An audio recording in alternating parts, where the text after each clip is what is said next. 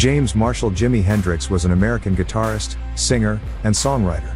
Although his mainstream career spanned only 4 years, he is widely regarded as one of the most influential electric guitarists in the history of popular music, and one of the most celebrated musicians of the 20th century. The Rock and Roll Hall of Fame describes him as arguably the greatest instrumentalist in the history of rock music.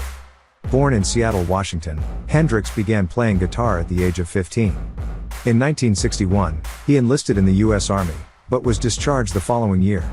Soon afterward, he moved to Clarksville, then Nashville, Tennessee, and began playing gigs on the Chitlin circuit, earning a place in the Isley Brothers backing band and later with Little Richard, with whom he continued to work through mid-1965.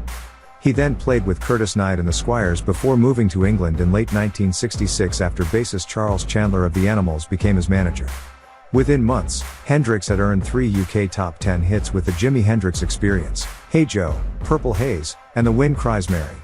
He achieved fame in the US after his performance at the Monterey Pop Festival in 1967, and in 1968 his third and final studio album, Electric Lady Land, reached #1 in the US. The double LP was Hendrix's most commercially successful release and his first and only #1 album. The world's highest paid performer, he headlined the Woodstock Festival in 1969 and the Isle of Wight Festival in 1970 before his accidental death in London from barbiturate-related asphyxia on September 18, 1970. Hendrix was inspired by American rock and roll and electric blues.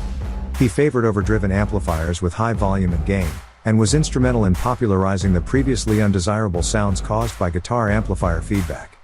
He was also one of the first guitarists to make extensive use of tone-altering effects units in mainstream rock, such as fuzz distortion, Octavia, wah-wah, and uni-vibe. He was the first musician to use stereophonic phasing effects in recordings. Holly George Warren of Rolling Stone commented, "Hendrix pioneered the use of the instrument as an electronic sound source. Players before him had experimented with feedback and distortion, but Hendrix turned those effects and others into a controlled, fluid vocabulary every bit as personal as the blues with which he began." Hendrix was the recipient of several music awards during his lifetime and posthumously.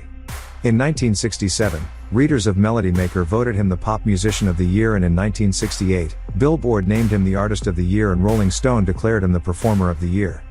Disc and Music Echo honored him with the World Top Musician of 1969, and in 1970, Guitar Player named him the Rock Guitarist of the Year.